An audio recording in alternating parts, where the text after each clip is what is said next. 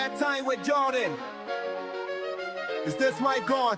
The mic is live. Alright, we are ready to go. Footy talk. Alright. On the radio, let's talk footy. Yes, this is AI. Keen to get started. Pump those ratings up high. Don't forget to like and subscribe.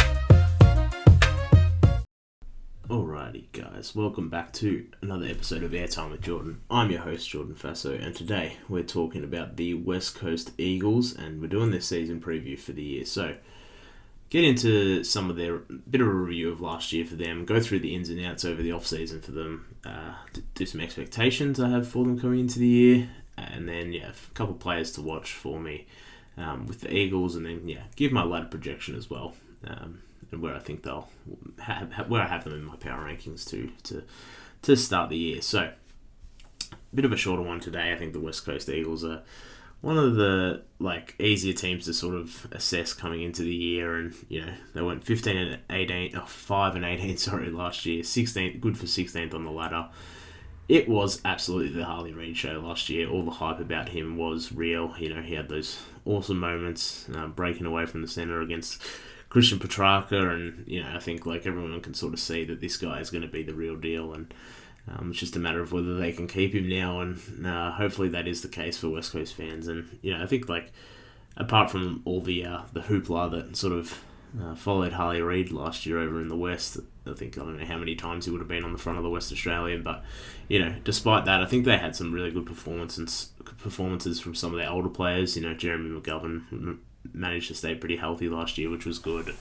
Liam Duggan was great as a captain leading last year, I thought, and I think generally just a good year of development for some of their younger guys, Ruben Gimby, and it's probably it wasn't a huge year for them in the end, but some good signs that they're at least heading in the right direction with this rebuild. And let's get stuck into the ins and outs they had for the year. Bo Allen was the 16th pick in the draft. They brought in Liam Baker via trade. They brought in Jack Graham as a free agent as well, and Matt Owies as well via trade. So they had some really good ins from other teams as well. And then Sandy Brock, Malachi Champion, what a name. Hamish Davis, Luca Grego, Tom Gross, and Job Stanahan. So there's a few guys coming in there. Good mix of players through the draft and from other teams that are established already. So pretty happy if you're a West Coast fan with your off-season. I think they did really, really well overall. And, going out, they had Jordan Baker, Tom Barras, of course, Kobe Burgell, Jai Kelly, Jack Darling got traded, Luke Edwards, Andrew Gaff retired, Jermaine Jones delisted, Josh Rotham delisted, Zane True delisted, and Alex Witherden also delisted. So, that's the ins and outs for them. Obviously, the Tom Barras one's probably going to hurt them a little bit in the short term, but I think they need to find some long-term key defensive stocks anyway, so probably not going to kill them overall, and at least for the not for the next generation of West Coast Eagles teams that are going to compete in finals or whatever. So I really like their ends, to get Liam Baker and Matt Owies in particular. I really, really like those two players, so good deals for them, and not really giving up a huge lot other than Tom Barras obviously. So I think going into the year, let's start with Dom Sheed. He's out for the season, unfortunately, which is a big blow for them. I think, you'd obviously want him to be able to usher some of the newer players through as one of the sort of remainders from their premiership back in 2018 now. But, he's out for the season. Elliot Yeo out for 5 to 6 weeks is not ideal. So there's two guys already from the engine room and the experienced players that, leave a bit of a void. But I think what it does is it's going to give the younger guys an opportunity to grow at the start of the season, and let's see what Harley can do as in the middle as the guy. I think that he's going to have all the opportunities he needs this year if he's fit enough to play full time in the midfield, which I really hope he can do this year. Obviously, he's such a weapon up forward too, so you're going to split some time there. But just a bit more time in the midfield for me this year. Hopefully, Harley is able to step up into that role. And I think that the fact that they still have Tim Kelly and Liam Duggan as well, who had a really solid year inside last year as a midfielder full time, plus hopefully the addition of Elijah Hewitt, if he's able to stay healthy, they're going to have a solid midfield. I think the Jack Graham is coming through there as well, and I don't know. I'll go back and forth with Jack Graham a little bit. I don't really know how good he actually is. I think he has a role to play in this team. I spoke a little bit about in these season previews of the idea of a midfielder who's like a bit of an innings eater, and I think he could be in that mould as well. He's like a handball heavy, not really a scoring threat, a bit of an inefficient disposal guy at times. He's 27 years old as an inside mid, so he's going to be around for a few years for them, and to get him for free as a free agent is a fine piece of business, I think. And as I said, he can be a bit of an innings eater until at least Elliot Yeo gets back. I think people point to their off-season acquisitions and sort of include him as like, oh, this is the haul they got in the off-season, but I don't necessarily think he's like that guy. Like, I think that he was never that at Richmond either, where he's like just an awesome player for them, but he's definitely serviceable at times, and absolutely provides toughness and tackling capabilities, but I wouldn't be prioritising him in the centre bounce attendances if the other guys are back healthy, especially Elliot Yeo. So and then I guess the question is, where do you sort of play him if not in the centre? So I don't know whether he can play maybe play a bit of a defensive forward style role for them at times, but yeah, or even just down back, just as a straight lockdown guy with his toughness and tackling ability. So maybe there's a role for him to play elsewhere, but yeah, I just wouldn't want him getting in the way of some of the other guys' developments. But yeah, I think the midfield should be okay this year. I think obviously they go as Harley Reid will go to some degree. I think, unfortunately for them, I don't know if you necessarily want to be hinging a season to a second-year player, but he isn't necessarily the typical second-year player, so who knows what he's going to be capable of this year, and hopefully Elliot Yeo is able to get a bit of a run at it in the back half of the year as well, and to help him out there. And yeah, they've probably got one of the worst ruckman rotations in the league as well, which definitely doesn't help them in the centre. Sort of the idea of Bailey Williams is probably better than he actually is. I wish he had a bit more to his game. As I said, the theory of him is good as that versatile sort of ruck, similar to sort of Kieran Briggs, I guess. But unfortunately, at this point, there isn't really anything that Bailey Williams does as a ruckman that's that's super positive in that regard. And I think West Coast has sort of realised that as they've played Matt Flynn. Of course, the other guy he came across from GWS, but he was the ruck in their preseason game against North Melbourne that I watched. So he didn't get absolutely killed, but he did go up against Tristan Xerri, which he definitely won the battle. So I think that the ruck position is going to be a bit of a struggle for the West Coast this year. I think that hopefully they can sort of break even with the talent they have in the midfield, and Tim Kelly can play some good footy for them there as well. But I think it's going to be their ruckmen are going to be pretty pretty outmatched this year, I'd imagine. I really like Matt Owies and the Liam Baker adds a lot. Owies in particular really gives them another small forward who is dynamic, and is a nice pairing with Liam Ryan as well. And I think they sort of complement each other quite nicely. Like, Liam Ryan's like good in the air and on the ground. Matt Owies is like good on the lead, and on the ground as well, obviously. But their forward group in total is actually really impressive. I think this is one of the better, for a team that you expect to be down the bottom of the ladder, they have a really good forward line. Like Jake Waterman, obviously all Australian for the first time last year. Oscar Allen, the skipper. Liam Ryan and Matt Owies, obviously that then I spoke about. But that's a good group of four guys who in combination with a guy named Harley Reid, who can absolutely kick a goal himself. They've got the ability to kick some winning scores. I think West Coast, and they've sort of built this forward line sort of on the fly. I guess a few injuries and stuff have helped them over the years to obviously land Harley Reid when they had all those guys out one year. But it's an impressive group of forwards.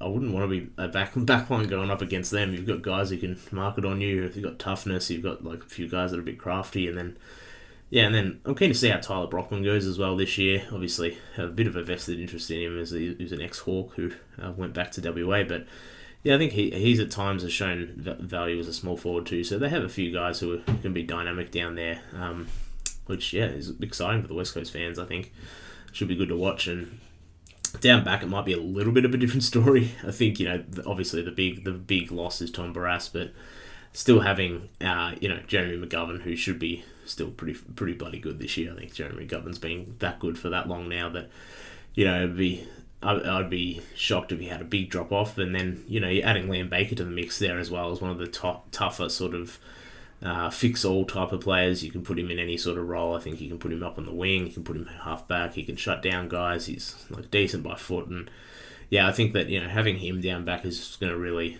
solidify that a little bit for them, or fill a bit of a hole. I think Ruben Jimby as well has showed that he could be a great half-back option too after starting his career as an inside mid. I like the move back there for him as that sort of big running defender. I liken him a little bit to a Grant Birchall. I think that he maybe doesn't have the same sort of strength at size, but his disposal efficiency and kicking efficiency saw upticks last year in his new position, which is always a good sign in a new position, I think. And they still have Tommy Cole as well, who's always been reliable down there for them as a premiership defender, of course. So they've got some experience down there. They've got a few premiership players from left over from their era with Liam Baker, and then it's more of a matter of similar to North Melbourne. If anyone listened to my season preview for them, it's going to be about finding guys who they can sort of finding keepers, basically, guys that they're happy with in those roles long term, and if they're not, it's just about rotating guys through there to try and see what they can find a bit. And that they have like a few, like an upside as well with Oscar Allen. He had an injury riddled 2 years ago, sort of didn't find a great deal of form last year, and I think everyone knows what Oscar Allen can be. He's one of the better forwards in the competition when he's up and about, and hopefully he has a bit more of a clean run at it this year. I think he's definitely one who would be hoping for that as well, especially as the skipper. So I think that there's definitely upside around the ground for them. Harley Reid,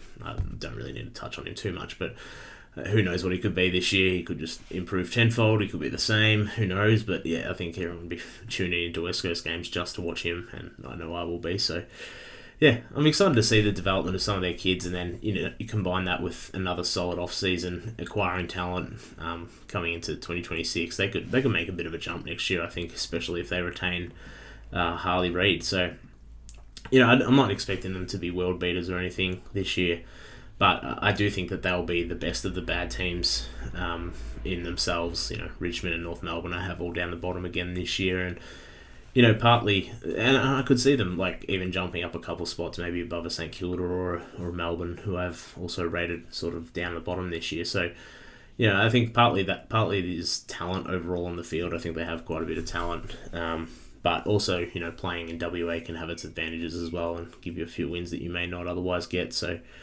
definitely another year of working through who's going to be a part of this group long term. But with some of the guys, the acquisitions and development of guys like Jinby, Reid and Elijah Hewitt, hopefully, then they're definitely on the right track to building sort of that next great West Coast team. And I think the issue for them, though, is that McGovern won't be around for that team, so their key backstocks are quite dire at the moment, I think, and I'd love to see them sort of invest in that part of the ground going into the off season, and maybe a guy named Daniel Curtin will make his way back from Adelaide for them in that regard. So just wanted to watch their sneaky chance. But I think their backline definitely needs a bit of work.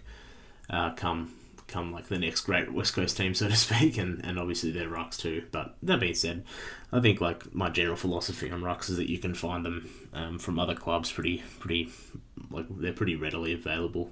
Just okay ruckman. I don't think you need an amazing world beater one necessarily. Like if you're not going to have a Max Gawn or that caliber sort of ruckman, you may as well have like that like lower tier sort of ruckman and just invest in other spots on the ground. So I don't think that's necessarily going to kill them, but the key backs are something that I'd definitely be wanting to keep an eye on. If I was West Coast, this could get ugly if Jeremy McGovern drops off, but I'm not expecting that to happen this year. And then as for players to watch, there's one guy that I have absolutely underlined in bold. We'll chuck italics on him too, because his name is Elijah Hewitt, and I just want him to stay healthy. Like he missed all of last year, unfortunately.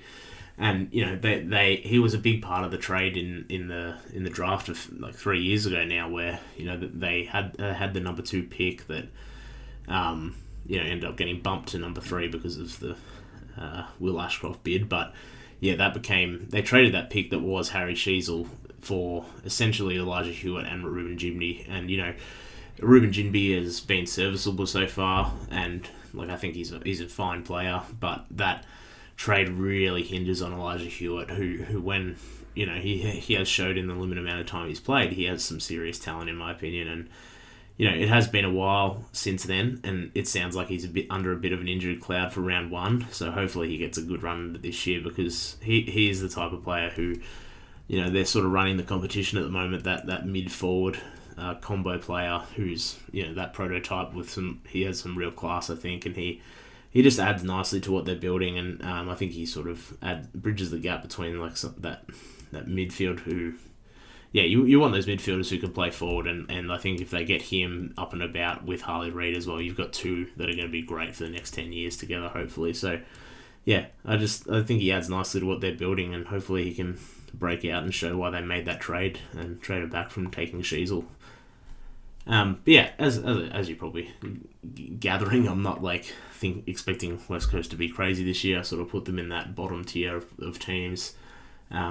Above, I would have them above, or probably in the same bracket as North Melbourne. I think them and North Melbourne will probably be vying for who's better than Richmond. But yeah, I think they're going to end up 16th this year. I've got them 16th in my power rankings and in my ladder projection for this year. So yeah, I think that's pretty much all I have on West Coast at the moment. I'm keen to tune into some of their games. They're always in those 4:40 time slots for us East Coast viewers. So yeah, not doing too much on a Sunday night, so yeah, catch a lot of our West Coast games.